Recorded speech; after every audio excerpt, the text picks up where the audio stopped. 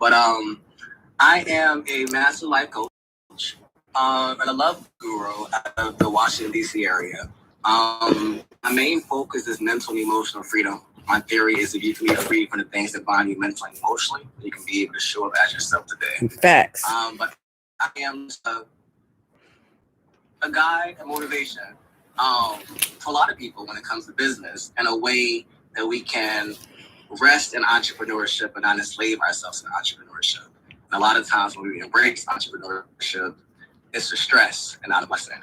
So I help a lot of people deconstruct the conditionings that even comes when it shows up as entrepreneurship. Thank you. Next up, I think Miriam, you're next, followed by Michelle and then William. Hi, so I'm always really happy to be here. I love this room.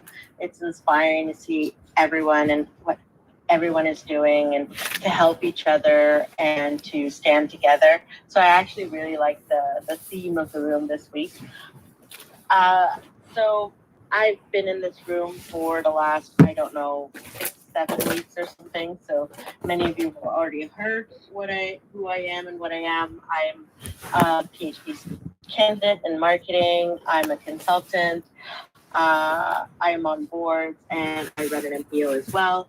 Okay, so girl. I really love connecting with people, and I believe in showing up for people and standing together with people. I believe in offering my gifts and my services. Me too. Hey, people. I don't expect anything back. And me either. Somehow it just does work out for me. It does. Comes back. So this week I'm taking a few meetings with Black artists, and I know that there's a lot of people that help Black artists that have galleries that are in this particular space. So I would love to connect with you guys further. I'm talking to someone at 12 who's one of my dear friends and is a Black artist that's been working in the space of artists and activism. And so he just got his first piece bought by the museum, not his first piece, but the first piece of his that was bought by the Museum of Fine Arts here and got the provincial sort of insight grant for artists. And so we're going to see how we can move him forward and just connect him even more. And I'm going to be talking to another person who is starting up a comic book. So I would love to maybe have a chat with Maya or something at one point. So I love this room. Like, I really do. Everyone is so inspiring. I love hearing all the projects, and I'm not going to take too much time because I know there's a lot of people that have a lot to bring and a lot to give. So this is Miriam, and I want to connect with all of you, and I'm done speaking for now. Miriam, you're one of my favorite people on LinkedIn, so I'm happy to always see when you pull up in the room that I'm in, so thank you. And definitely reach out whenever you need. I'm also an art curator. I've been curating art installations for 22 years, so, and of course Bianca, who has a gallery, so yeah, I look forward to hearing from you. Yeah, I'm signing them DMs right now, and I'm about to put Dante on you too. So we got it. All right. Thank you so much. I think, especially this person that I'm meeting today, Stanley Pivity, you're gonna find his work so here we go. So evocative, so interesting, and I'm going to plug it with all of you. So thank you so much. You're welcome. Next up, we have Michelle. Is that how you say your name? Then William, and then Sharice. It's Michael. I got a male name. Oh, okay. It's good to hear you guys. This is great. This is my first time in this group, and I am an avid LinkedIn person. I'm probably so close to being banned from LinkedIn because I have no filter with the things that some of the employers be saying. Backstory on me, I just received my right to sue letter from the EEOC to file a claim against my former employee for discrimination. And it's been riveting to me because no one, there's like when you Google information about cases and the EEOC and people being able to fight back against discrimination in employment, somewhere that you're at between like 8 and 10 hours a day, you don't get much information. And then you also look that they dish out millions and millions of dollars in settlements, but most of that goes to like legal funds. And a lot of people can't even really go through the processes of filing those claims. So what I'm striving for, I'm documenting my whole process I've been documenting over the years since I filed the complaint with the EEOC, and since I've recently got my right to sue letter, and when I go down to file with the courthouse.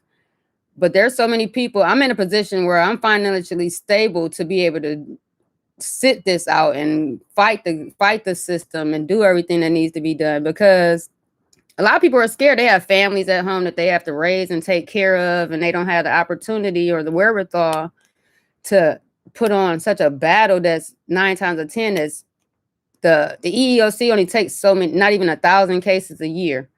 And can you imagine how many people are discriminated every day at work and they just can't fight, or they're told it's going to be a year struggle just to even get an answer? Because like I said, I just got my determination and it's been over a year now. So, I mean, it's something like where I'm just working to try to figure out if I can build something like how they have like the Innocence Project for, wrongly convicted convicts and things like that. And I'm over here crying because there's a sister. Y'all, a lot of stuff. I'm sorry, I interrupted you because I'm crying because I know who to connect you to. And she's been trying, she doesn't have a case like yours. She wants to build a nonprofit that will fund someone, not obviously you, but someone who didn't have money to do exactly what you did.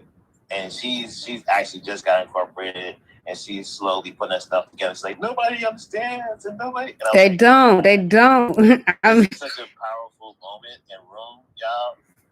I don't think that we fully understand what we're building, and thank you, Bianca, for building this. Thank you. Because literally every freaking week, I come in here and I get inspired. I have the answer. Like, I'm on stage to people, and people are saying, "I don't have," and I'm like, "I know. Here's it." And I'm like, I'm actually being utilized by God to Amen. actually plug people in real time.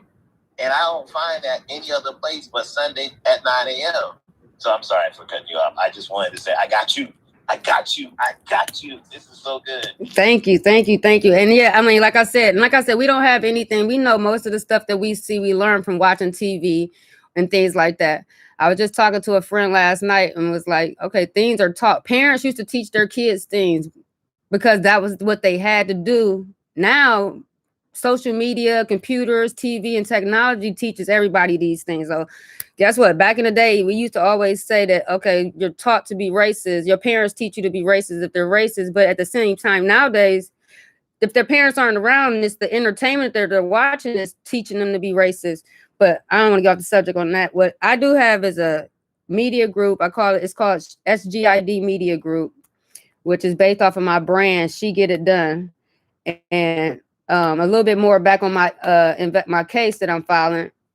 I've been working in corporate America since 2010, and I asked for some things and wanted to see how I could progress and grow within this company. So I put together a PowerPoint. It was like a 25-page PowerPoint of what can y'all help me with? What can we do? But I always got that pushback of you got an attitude problem or you got this. I mean, I was the only dot. I was the only person. I call it the only dot because I was the only person of color in the corporate space that I was in, working directly for the vice president and the president of a $300 million company.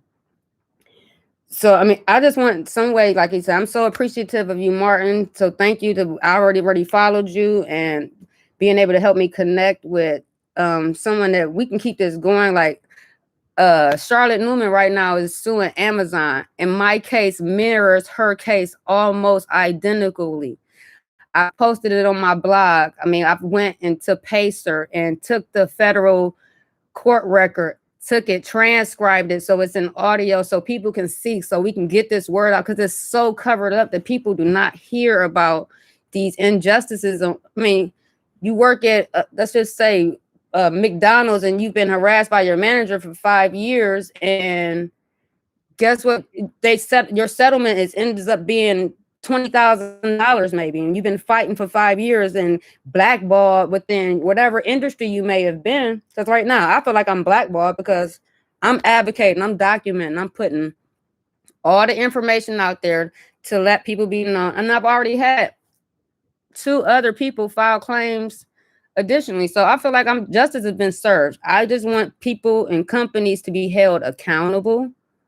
And if it's LinkedIn where I'm doing it, where I'm having HR representatives block me and ban me from their pages where I can't tag them no more. If I can't tag you, I will hashtag you to death. So, I mean, I just wanted to put that out there. I'm gonna use that. I'm a hashtag. I will hashtag you to death. Start a movement with a hashtag. She get it done. I hashtag she get it done. If your name is blocked, I hashtag your name, first name. But like I said, if anybody can help, and please, just like I said, share. I mean, if we can just keep share. It's like it doesn't take anything to share.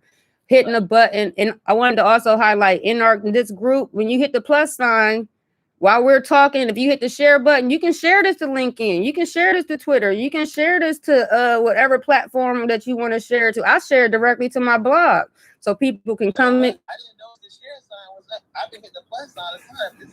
They add the share. I never noticed the share up there. Yes, now you have a Usually I have to share. I have to go It's been back. up like a week.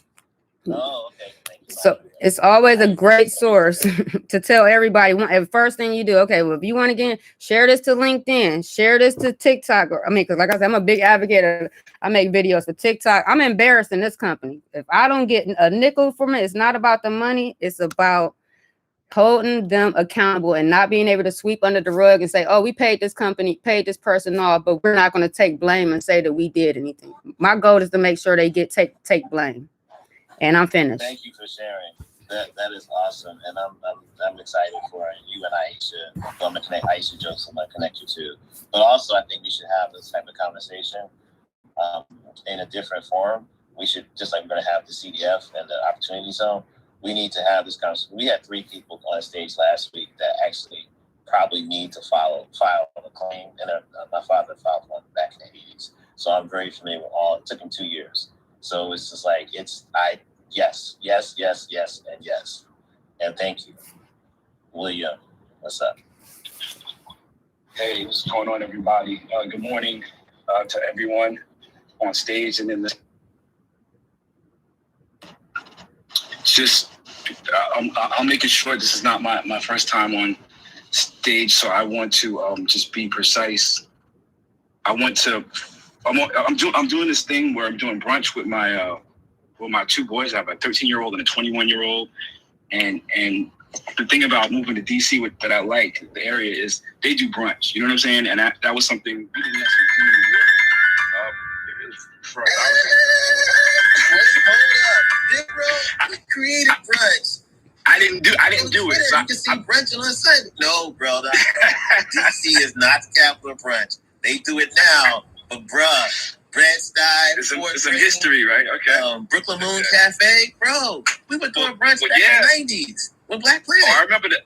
Yeah, Danette, we were talking about that the Brooklyn Moon. I was there too, but yeah, that's some history behind that. But as far as my connection to brunch with these 2, young gentlemen, that's something I'm on my way to do right now. So I want to just, like I said, shout out everybody in the room, and this is kind of like the must-see TV. This is, I can't miss meeting with you guys on Sunday. So I have a shout out and an ask for the community.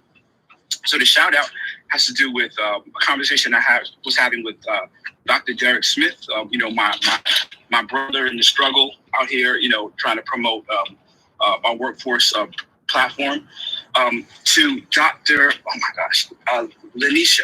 Yes. So I want to just big up what she's doing as far as documenting what's being discussed during these meetings, because, as a